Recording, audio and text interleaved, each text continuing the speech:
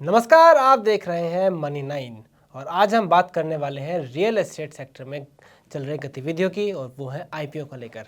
तो ऐसा लग रहा है कि आजकल रियल एस्टेट सेक्टर में बहुत सारे आईपीओ आने वाले हैं। पिछले साल भी अगर बात करें तो काफ़ी बड़ी संख्या में पैसा जुटाया गया था आईपीओ के जरिए। जी तो इसके बारे में कुछ डिटेल दीजिए, क्या चल रहा है? जी तो एक ट्रेंड देखने को मिल रहा है जी कि जो रियल एस्टेट सेक्टर की कंपनीज हैं वो आईपीओस की तरफ अपना रुख ज़्यादा कर रही हैं। जी अगर हम थोड़ा सा 2024 के आंकड़ों के बारे में बात करें तो लगभग 13,500 करोड़ रुपए रियल एस्टेट कंपनियों ने आईपीओ के जरिए रेज किया था। 123 आईपीओ आए थे 2024 में, लेकिन उसमें से 7 रियल एस्टेट सेक्टर की ही कंपनीज थी। तो इनके आईपीओ में काफ़ी तेज़ी से, जैसे कि आपने सिग्नेचर ग्लोबल देखा होगा, जी जी और एक मल्टीपर्पज़ प्लेटफॉर्म जो प्रोवाइड करते हैं ऑफिसर्स के लिए, जी वर्किंग बिल्कुल। ऑफिस, उसकी भी लिस्टिंग हुई थी, उसको भी अच्छा रिस्पांस मिला था। तो 2024 में काफ़ी कुछ आईपीओ सेक्टर, और ये सबसे बूमिंग सेक्टर रहा। अगर हम इसको 2023 से कंपेयर करें, एक साल पहले चलते हैं, तो वहाँ पे तकरीबन 6900 करोड़ यानी कि 6,900 करोड़ रुपए आईपीओ के जरिए रियल एस्टेट कंपनियों ने उठाए थे, जो कि सेम डबल हो गया है। ऑलमोस्ट अच्छा 13,500 करोड़ रुपए 2024 में उठाए। तो रियल एस्टेट सेक्टर की जो कंपनियां हैं वो आईपीओ की तरफ अपना रुख ज्यादा कर रही हैं फंड रेज करने के लिए। अगर मैं आपको एक और आंकड़ा बताऊं शौर्य, 2021 से देखेंगे अगर हम पिछले 4 सालों जी में, तो तकरीबन 21 रियल एस्टेट कंपनियों के आईपीओ आ चुके हैं और उन्होंने तकरीबन 31,900 करोड़ रुपए मार्केट से रेज किया है आईपीओ के जरिए। तो हाँ बिल्कुल, एक रियल एस्टेट सेक्टर की कंपनीज का आईपीओ मार्केट गुलजार चल रहा है। तो बिल्कुल सही बात है, गुलजार चल रहा है, ये आंकड़े बताते हैं कितना गुलजार है। पर इसके पीछे की वजह क्या है, इतना क्यों हो रहा है?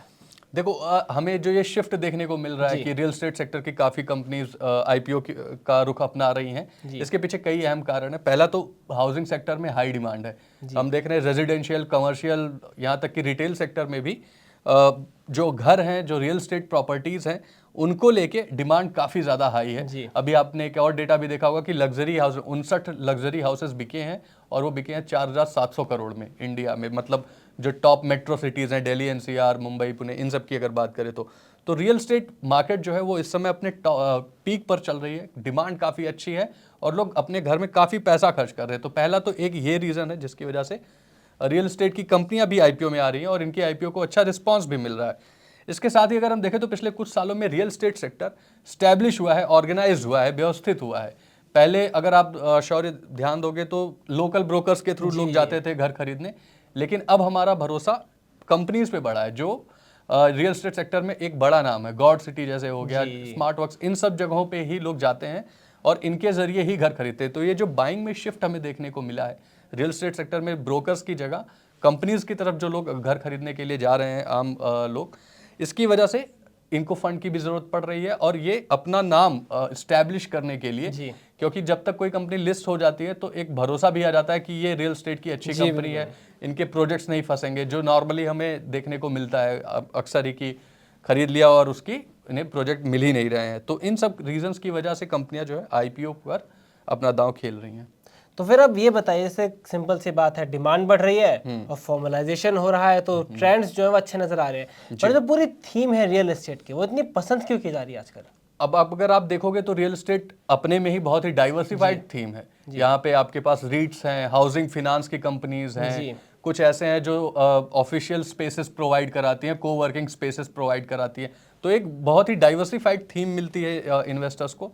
इसमें भी अगर आप पैटर्न देखेंगे, जो जो आप पूछ रहे हैं कि रियल एस्टेट सेक्टर में थीम कौन सी पसंद आ रही है, तो अगर आंकड़े देखे जाए तो 2021 से मैं बता रहा हूँ, हाउसिंग फिनांस की कंपनियां, फाइनेंसिंग अच्छा की कंपनियों ने बहुत अच्छा किया। लगभग 14,694 करोड़ रुपए इन्होंने आईपीओ के जरिए जुटाए हैं।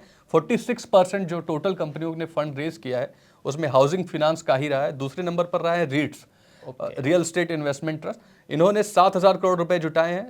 तकरीबन 22% हिस्सा 2021 से 2024 तक फंड रेज का रीट्स के पास रहा है। इसके बाद रियल एस्टेट डेवलपर्स ने तकरीबन 5,500 करोड़ रुपए जुटाए हैं। तो ये जो थीम है, दो तीन, हाउसिंग फिनांस, रीट्स और रियल एस्टेट डेवलपर्स, ये आईपीओ मार्केट में अपना दबदबा बनाए हुए हैं और इन्हें जनता का रिस्पांस भी काफ़ी अच्छा लग रहा है। तो आपने बताया आप काफ़ी अच्छा थीम है, रेट्स हो गया, हाउसिंग फाइनेंस कंपनी हो गई, को जी स्पेसिंग हो गई, ये सारे थीम्स हैं, काफ़ी अच्छा पसंद करा जा रहा है इन्वेस्टर द्वारा। तो अब आगे क्या सिचुएशन है? जी, तो 2025 को जी लेके जो ऑप्टिमिस्टिक है रियल एस्टेट मार्केट फिर से ही, क्योंकि हमें हाउसिंग में कोई डिमांड में कमी होती नहीं दिख रही है। जी हम अर्बन डिमांड स्लो डाउन की बात करते हैं, इकोनॉमिक स्लो डाउन की बात करते हैं, लेकिन घर लोग बढ़ चढ़ के खरीद रहे हैं। उसमें भी लग्जरी हाउसिंग, महंगे घर, आपने भी वो न्यूज़ तो सुनी होगी कि गुड़गांव के घर न्यूयॉर्क से भी महंगे मिल रहे हैं। तो इंडिया में रियल एस्टेट मार्केट इस समय अपने बूम पर है और इसलिए 2025 भी काफ़ी प्रॉमिसिंग लग रहा है। अब लगभग 6 से ज़्यादा कंपनियों के आईपीओ आ रहे हैं, रियल एस्टेट सेक्टर की ही 6 कंपनियां, जो कि पिछले साल 7 था। तो इस बार मुझे लगता है कि अभी तो इनिशियल आंकड़े हैं, आगे जैसे जाते जाएंगे हम ये आंकड़े और भी अच्छे से दिखते जाएंगे और ये रिकॉर्ड फिर से टूटने वाला है, मुझे ऐसा लग रहा है। 2025 में 6 से ज़्यादा कंपनियों के आईपीओ आ रहे हैं। इसमें से कैसा ग्रांड को तो पहले ही आईपीओ की मंजूरी मिल चुकी है, 1100 करोड़ का आईपीओ कैसा ग्रांड लेके आ रही है। इसके बाद जो और कंपनीज हैं जिनके नाम अभी तक आ चुके हैं, गॉड सिटी दिल्ली एनसीआर में एक एक्टिव है, गॉड ग्रुप अपना आईपीओ ला रहा है। सेंट्रल पार्क और business park town planners BPTP, ये 2 कंपनीज ने अपने आईपीओ का प्रोसेस शुरू कर दिया है, इनिशिएट कर दिया। इन्होंने बैंकिंग एडवाइजर्स हायर कर लिए हैं, इन्वेस्टमेंट बैंकर्स हायर कर लिए हैं। स्मार्ट वर्क्स को सेबी की तरफ से अप्रूवल मिल चुका है, जो को वर्किंग स्पेस प्रोवाइड कराते हैं। स्मार्ट वर्क्स अगर दिल्ली एनसीआर में काफ़ी पॉपुलर है, काफ़ी इनके ऑफिस भी दिखते हैं। इनफैक्ट हमारे ऑफिस से थोड़ी दूर पे स्मार्ट वर्क्स का एक ऑफिस भी है। इसके अलावा टेबल स्पेस और इंकू स्पेस, ये 2 कंपनीज हैं जो अपना आईपीओ ला रही हैं, जो रियल एस्टेट सेक्टर की कंपनियां हैं। तो एक तरीके से एक आधे दर्जन से ज़्यादा कंपनियों के बंच अभी रेडी हैं, जो हमें 2025 में आईपीओ आते हुए दिख जाएंगे। और ये अभी पहला महीना चल रहा है, पूरा साल बाकी है, तो इस नंबर में ज़रूर ही मुझे इजाफा होता हुआ दिख रहा है। तो सिंपल सी बात यह है, रियल एस्टेट सेक्टर को लेकर डिमांड पॉजिटिव है, साथ साथ फॉर्मलाइजेशन हो रहा है और बहुत ही डाइवर्स थीम मिलती है इन्वेस्टर्स को खेलने के लिए और आगे के लिए भी बुलिश हैं क्योंकि डिमांड ट्रेंड स्ट्रांग है। और अभी साल के स्टार्टिंग में ऐसे इंडिकेशंस आ रहे हैं कि ये साल भी गुलजार रहने वाला है रियल एस्टेट सेक्टर की कंपनियों के लिए, उनके लिस्टिंग के पॉइंट ऑफ व्यू से। तो अभी आपको बेसिक डिटेल्स मिल गई हैं, लेकिन जैसे जैसे साल आगे बढ़ेगा, जो जो खबरें आएंगी आपको सारी खबरें इसके ऊपर मिलती रहेंगी।